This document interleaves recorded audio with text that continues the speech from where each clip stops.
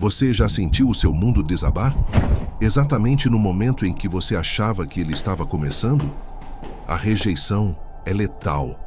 Ela não ataca o que você faz, ela ataca quem você é. Quando essa rejeição vem da sua própria casa, ela cria um eco que dura a vida inteira. Hoje, nós vamos entrar na mente de um jovem, com sonhos brilhantes, que se viu na escuridão absoluta. Como manter a sanidade quando você é vendido pelas mesmas pessoas que deveriam te proteger? José tinha 17 anos, o filho favorito. Ele usava uma túnica colorida, um símbolo de distinção, que para os seus 10 irmãos mais velhos era um alvo. Eles o odiavam. Enquanto José caminhava pelos campos para levar comida para eles, ele não via o perigo. Ele só via família, mas por dentro, seus irmãos alimentavam um monstro chamado inveja. O trauma começa aqui, no choque entre a confiança de uma criança e a crueldade de quem deveria ser seu herói. O ataque foi brutal. Sem explicação, eles o agarraram, rasgaram sua túnica e o jogaram nas profundezas de uma cisterna seca. O som de José batendo no fundo foi o som do fim da sua inocência. Lá de baixo, ele ouvia seus irmãos conversando calmamente, debatendo se deveriam matá-lo ou vendê-lo. Finalmente, por 20 moedas de prata, o preço de um escravo comum, José foi entregue. Ele foi levado em correntes, vendo sua casa desaparecer no horizonte. Aqui analisamos a inteligência emocional de José. Imagine o caos mental. Por que meu pai não veio? Por que meus irmãos me odeiam tanto? José tinha 2 caminhos: morrer por dentro ou decidir gerir sua dor. No Egito, ele é comprado por Potifar, capitão da guarda. Em vez de se rebelar, José decide ser o melhor escravo que o Egito já viu. Ele aprende a língua, a cultura e a administração. Ele governa a casa de Potifar com excelência, até que uma falsa acusação de assédio feita pela esposa de seu senhor o joga novamente no buraco. Desta vez, a prisão real. José está na prisão. Ele fez tudo certo e ainda assim perdeu de novo. Ele encontra 2 prisioneiros, o copeiro e o padeiro do rei, e interpreta seus sonhos com precisão.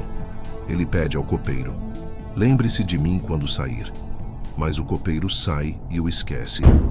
2 anos se passam. José está no limite.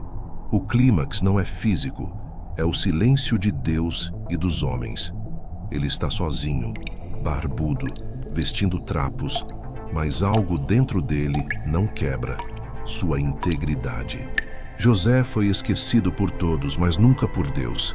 Sabe, às vezes a gente confunde o silêncio de Deus com a ausência dele. Mas a verdade é que, enquanto José estava no escuro daquela cela, Deus estava trabalhando nos detalhes que nenhum olho humano podia ver. A resiliência de José não era apenas força de vontade, era espera. Ele entendeu que o tempo de Deus não é um relógio de parede, é um processo de cura. Ele foi para o Egito como um menino mimado, mas precisava sair daquela prisão como um homem capaz de sustentar o mundo. Talvez você esteja vivendo o seu período de silêncio agora. Você ora, chora e parece que nada acontece. Deus está te preparando no secreto para o que Ele vai fazer no público. Não desista da sua integridade quando ninguém estiver olhando, mas escute. É no escuro que o seu caráter ganha raízes. Se você sente que está nesse deserto e precisa de força para continuar esperando, escreva aqui nos comentários: eu escolho confiar. Essa história não é apenas sobre um egípcio antigo. É sobre o Deus que segura a sua mão hoje. No próximo episódio, você vai ver o que acontece quando o tempo da espera termina e o plano de Deus se revela em glória. O sucesso costuma ser mais perigoso do que o fracasso. No fracasso, você luta para sobreviver. No sucesso, você luta para não se perder. José agora tem o mundo aos seus pés. Ele tem o poder de vida e de morte sobre aqueles que o destruíram. O dilema é: quando você finalmente chega ao topo, o que você faz com quem te empurrou para baixo? O poder vai revelar a verdadeira face de José, ou vai apenas cicatrizar suas feridas do jeito errado? O faraó tem 2 sonhos perturbadores sobre vacas magras e espigas secas. Ninguém entende o significado, até que o copeiro finalmente se lembra de José. Num instante a vida de José muda. Ele é tirado da cela barbeado, vestido com linho fino e colocado diante do homem mais poderoso da terra. Com uma calma impressionante, José explica os 7 anos de fartura e os 7 anos de fome. Ele não apenas interpreta, ele entrega um plano de governo. Faraó vê nele o que o mundo mais precisa: sabedoria no meio do caos. Faraó coloca seu anel de selar no dedo de José. José agora governa. Ele constrói celeiros imensos. Quando a fome chega, ela atinge a terra de seu pai. 10 homens chegam ao Egito implorando por comida. José os reconhece imediatamente. São os seus irmãos. Aqueles que o venderam agora se curvam diante dele, cumprindo os sonhos de décadas atrás. Eles não o reconhecem. José agora tem a oportunidade perfeita para a vingança. José os testa. Ele quer saber se eles mudaram. Quando ele vê que seus irmãos estão dispostos a se sacrificar uns pelos outros, o muro no coração de José desaba.